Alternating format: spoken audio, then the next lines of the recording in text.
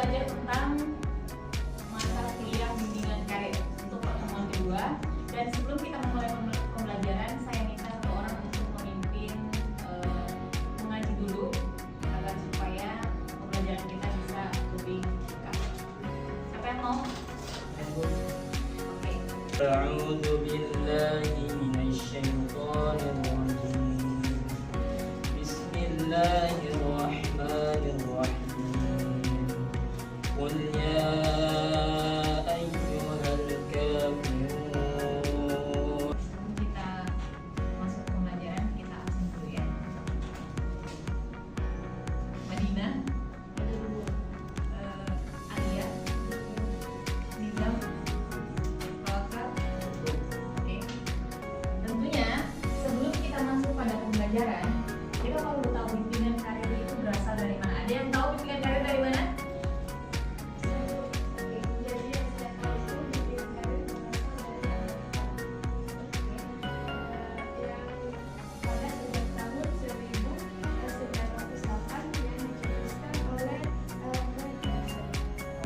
Lagi, oke Madinah.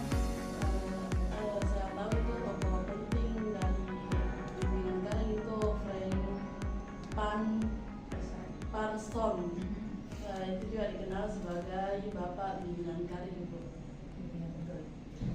Oke, jadi bimbingan karir sudah betul tadi yang disampaikan oleh teman-teman bahwa bimbingan karir itu mulai muncul waktu itu dicetuskan oleh Frank Parson dengan membangun sebuah lembaga agar supaya itu dapat membantu anak muda menemukan pekerjaan dengan cara menganalisis atau mengidentifikasi kira-kira skill atau kemampuan apa yang mereka miliki.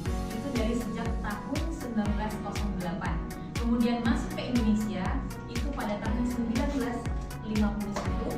Itu berbeda dengan Amerika bahwa mereka mencetuskan yang namanya bimbingan karir itu karena kondisi krisis ekonomi, kondisi sosial yang dimana anak muda di zaman saat itu banyak sekali pengangguran. Nah, kalau di Indonesia itu dicetuskan karena agar supaya anak-anak itu dididik dari sejak usia dini. Jadi dari sekolah kita sudah diperkenalkan terkait dengan bimbingan karir, bagaimana supaya kita mampu membedakan apa yang harusnya kita ambil ke depannya dan apa yang harusnya kita kembangkan dari potensi yang kita miliki dari sejak kita duduk di bangku SD. Itu dari Indonesia. Kemudian kita lanjut ke pembelajaran, kira-kira apa sih yang melatar belakangi bimbingan karir itu menjadi sesuatu hal yang penting. Yang pertama itu adalah perubahan zaman yang menuntut kita untuk memiliki kesiapan dalam menghadapi dunia kerja. Tentunya dimulai dari sekolah. Kenapa Indonesia itu dimulai dari sekolah? Tadi saya jelaskan bahwa kita harus tahu skill anak itu dari usia dini supaya kita memberikan pendidikan yang sesuai dengan kebutuhannya supaya mereka memiliki kesiapan menghadapi jenjang karir ke depan. Kemudian ada ketika kita mau menentukan kita kira-kira ini lulusannya maunya lulusan apa supaya nanti bekerjanya seperti apa. Otomatis kan kita dari kecil sering sekali ditanyakan kira-kira apa cita-cita yang kita punya. Itu ya. Kemudian dengan karir tentunya juga menjadi solusi agar supaya kita bisa membangun masa depan kita sesuai dengan apa yang kita inginkan. Dan yang terakhir itu adalah minimnya pemahaman siswa terhadap orientasi diri. Kemudian tujuannya yaitu untuk memahami pentingnya bimbingan karir dalam sistem pendidikan. Ada yang tahu definisi bimbingan karir? Tadi sudah sempat disinggung oleh salah satu temannya. Ya, Bu. Oke. Bimbingan karir adalah proses bantuan kepada individu dalam memahami potensi diri dan merencanakan masa depan dan karir yang sesuai.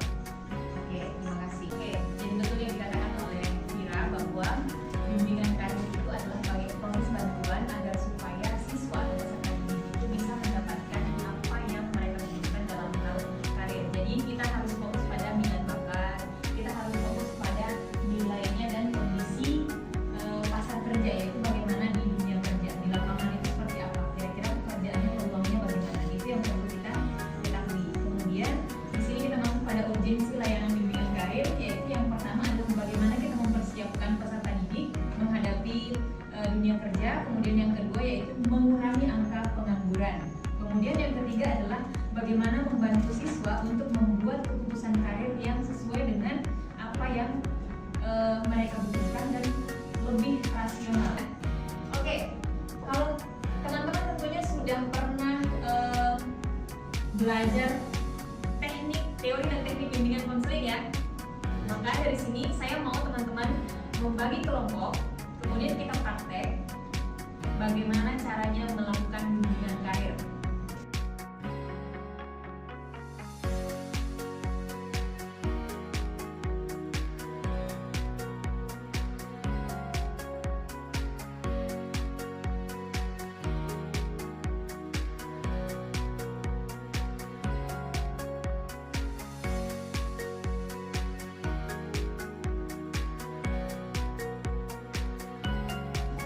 Oke, karena proses simulasi bimbingan karir telah selesai, ada yang bisa jelaskan satu atau dua orang yang mewakili teman-temannya kira-kira hasil apa yang kita dapatkan dari tes simulasi tersebut?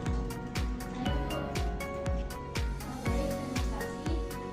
Jadi yang saya dapat itu dari proses konseling ini Bu. Yang pertama itu mahasiswa mampu memahami identitas dalam pelayanan karir.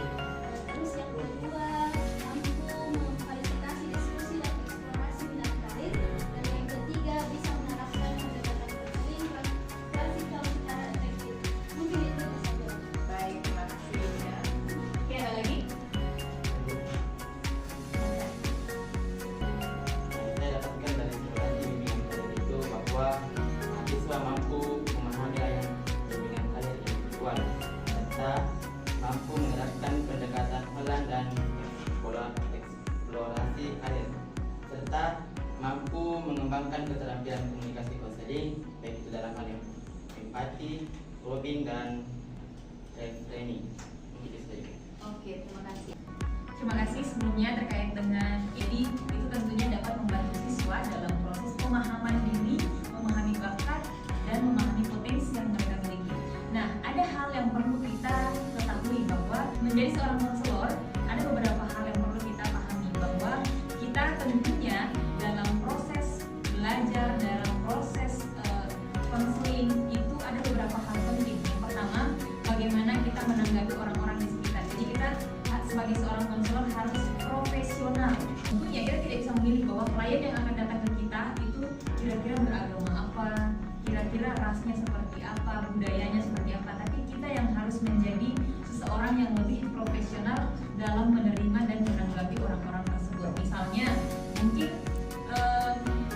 di Indonesia itu ada yang namanya moderasi beragama. Tentunya moderasi beragama itu seperti apa? Bagaimana kita menerima atau toleransi terhadap agama orang lain.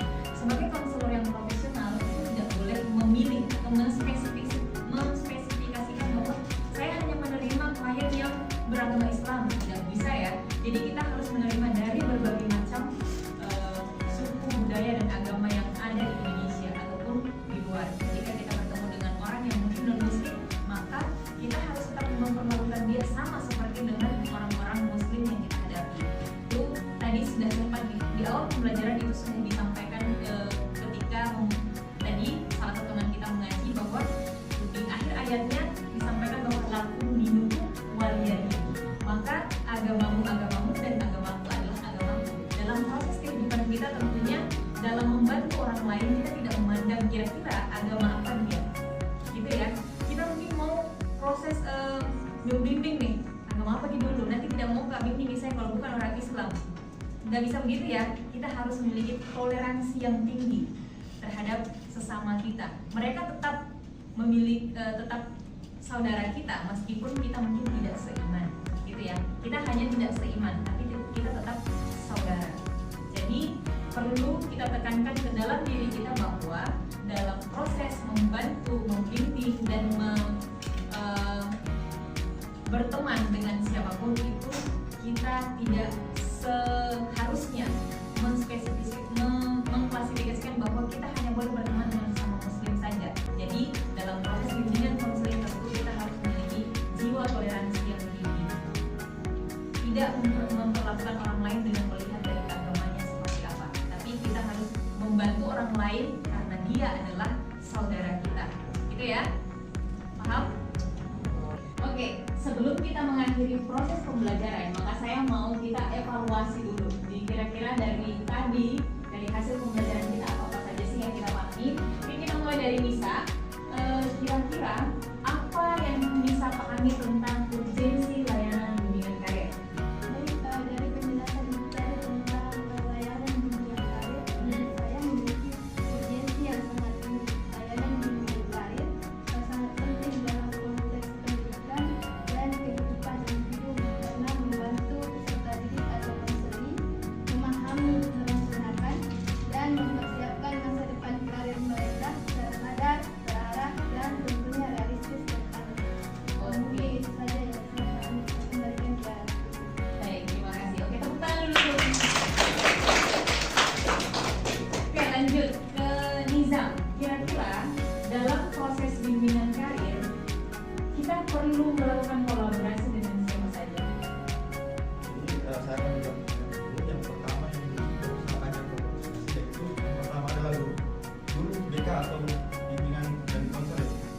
Yang kedua adalah orang tua. Orang tua adalah pendidik utama di rumah dan dapat memberikan dukungan emosional. Dan yang ketiga adalah guru mata pelajaran. Nah, guru mata pelajaran dapat mengintegrasikan nilai-nilai karir, etos kerja dan pengenalan dunia industri dalam pembelajaran mereka. Yang keempat adalah ahli atau pendidik profesional di bidang yang dapat memberikan wawasan mendalam tentang dunia kerja. Yang kelima adalah instansi. Nah, instansi bisa memberikan dengan lembaga pendidik, pusat karir dan organisasi profesional dapat memberikan informasi pelatihan dan sumber daya terkait pengembangan karir. Yang terakhir adalah komunitas. Nah, komunitas atau kelompok masyarakat dalam lingkungan sekitar juga dapat memberikan dukungan dan informasi yang relevan dengan pengalaman dan kebutuhan karir. Nah, itu adalah beberapa yang bisa kita ajak kolaborasi. Itu saja. Oke, terima kasih Nizam. Tepuk tangan dulu untuk Nizam. Kemudian saya tanya lagi ke Hadra. Oke, sekarang Hadra, kira-kira kalau kita mau meningkatkan potensi daripada guru BK itu sendiri, hal apa sih yang bisa kita lakukan atau solusi apa yang bisa Hadra tawarkan? Bapak Ibu, terima kasih atas kesempatan yang telah diberikan. Adapun solusi atau rekomendasi yang bisa saya berikan dalam meningkatkan potensi bimbingan karir itu, yang pertama itu pelatihan intensif bagi BK. Yang kedua itu integrasi bimbingan karir ke dalam kurikulum. Selanjutnya itu penyusunan program bimbingan karir ke yang sistematis.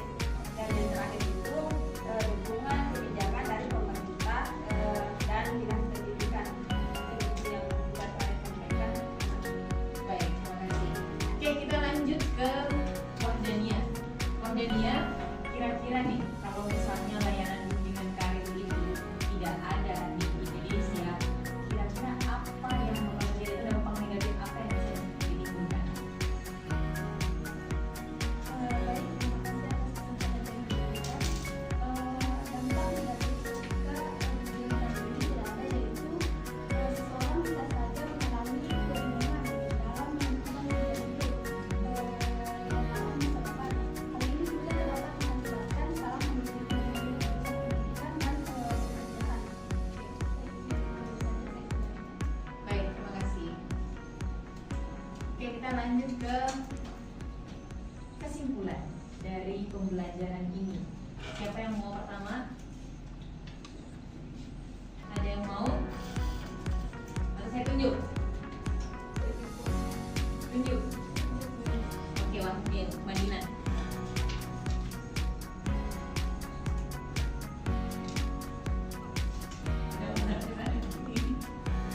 Baik, jadi kesimpulan yang saya dapat dari pembelajaran hari ini adalah bimbingan karir merupakan layanan penting dalam dunia pendidikan yang bertujuan membantu peserta didik mengenal potensi diri, memahami dunia kerja dan membuat keputusan karir siswa tidak karir yang tepat.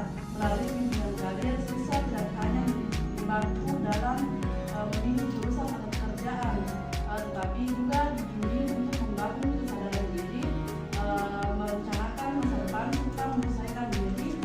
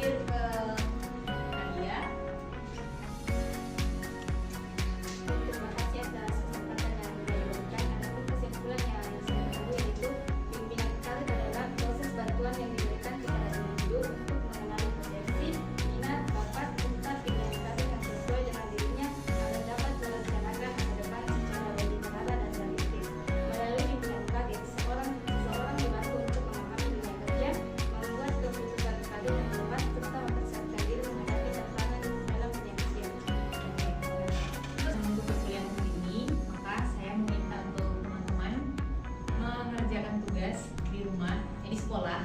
Jadi bagaimana kita membuat program layanan bimbingan konseling di sekolah, kemudian kita menganalisis implementasinya di sekolah. Paham ya?